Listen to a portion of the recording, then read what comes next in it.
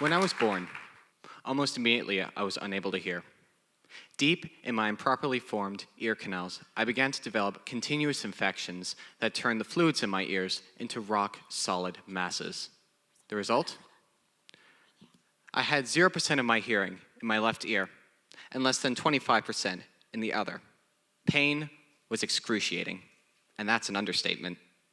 Screaming was my only means of communication, and in fact, I mastered this so well that my neighbors in New York City, they would call and ask if they needed to call an ambulance. But after many trips to the hospital, my ears were isolated as the cause, but my surgeon refused to operate on me for 3 years because of general anesthesia problems and possible side effects. But there it was, the bottom line. 3 years I was sentenced to pain and all-encompassing silence. So although I couldn't hear, my parents were steadfast in their belief that I would never be viewed as different in pre-PC culture in New York or cast aside as disabled. Like all parents, they want the best for their kids. And so the long journey had to begin.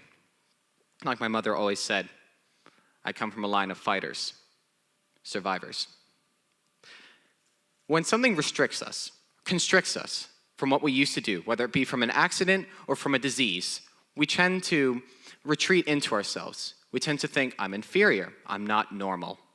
But that's completely the opposite reaction. There's an alternative, the new normal, which, if pursued properly, will open new skills and senses, and open parts of the brain that were dormant even before the accident or disease.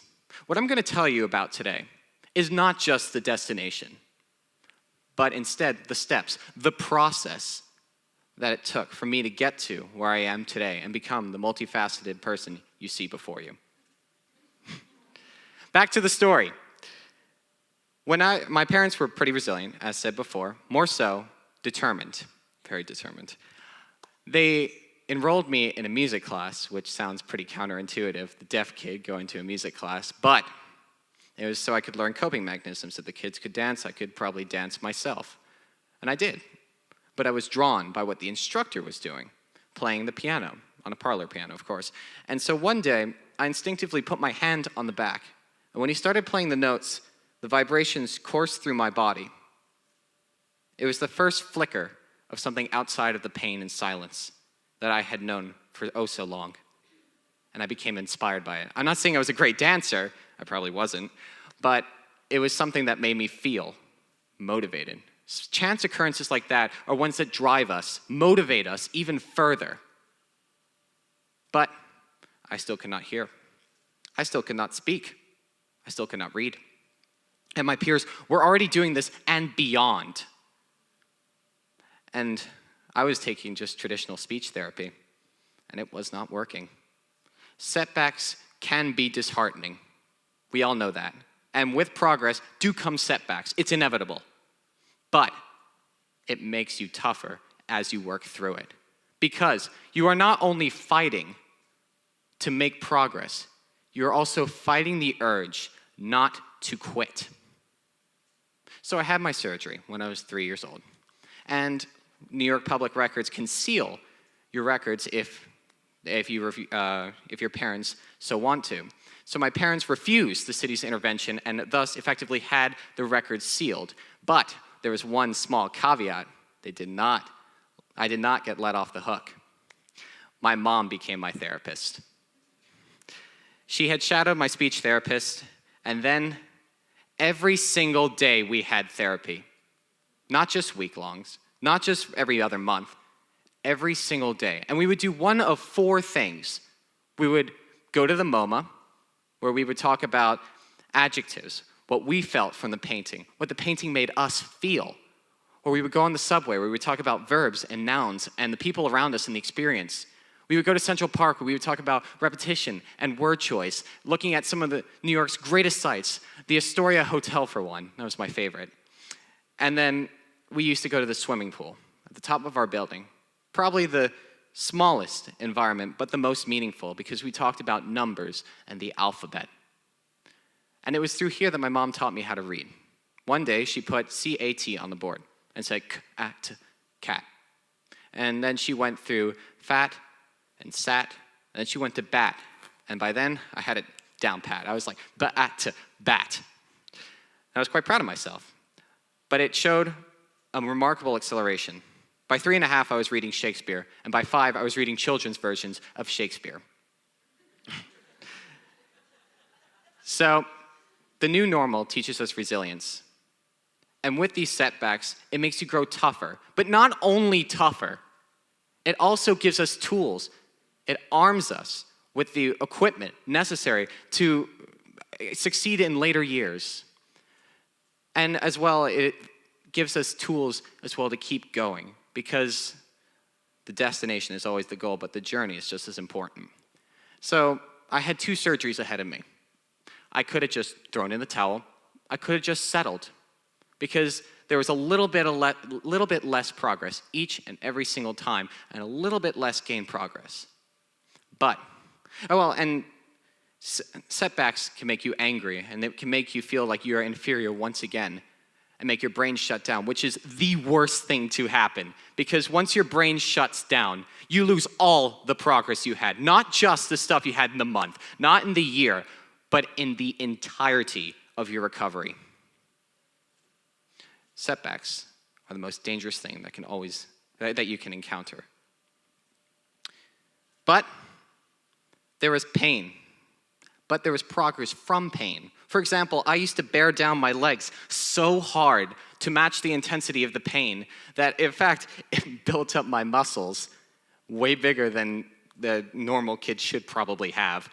And at 9 months old, without crawling or toddling, I just got up one day and walked across the room. And 1 month later, I was running with the older kids. So when I was behind developmentally in one area, I was literally sprinting ahead of them in another.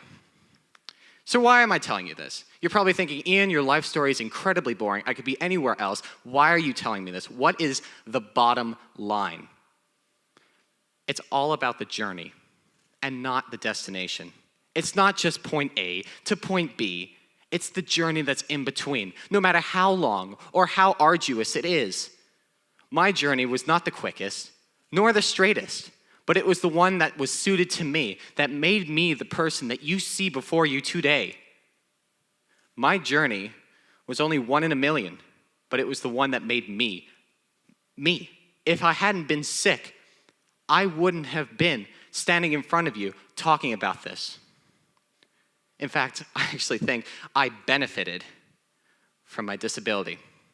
Allow me to hit you with a flash forward to today. So, from bearing down my legs, I now run cross country. I've made the Nice's team 5 years. Because of my trips to the MoMA with my mother, I now go any chance I get when I'm in the city. And I almost always see what's new, and I always think, what did it make me feel? And I use those same adjectives. They're quite basic, sad, glad, but still. From feeling that one vibration, I felt the desire to move forward, to have more of a musical voice. And now I play a variety of instruments, and I feel that desire just to feel that vibration once again. Every time I pick up a guitar, I feel that.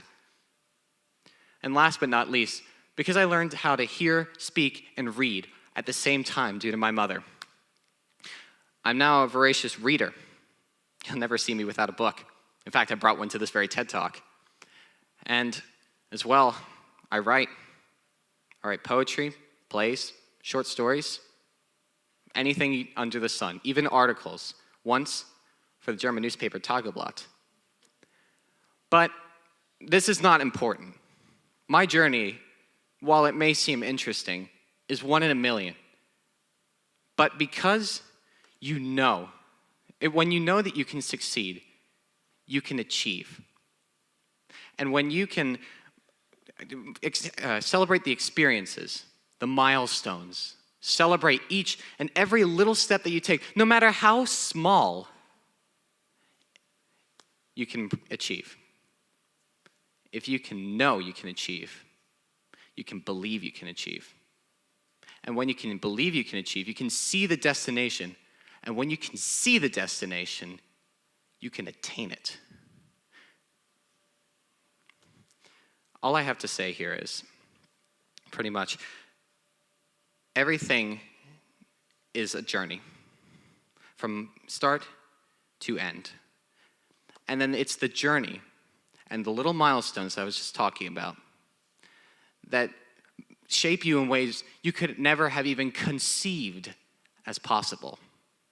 Because life, as they say, is all about the journey and not the destination. And ladies and gentlemen, my journey's just beginning. Thank you.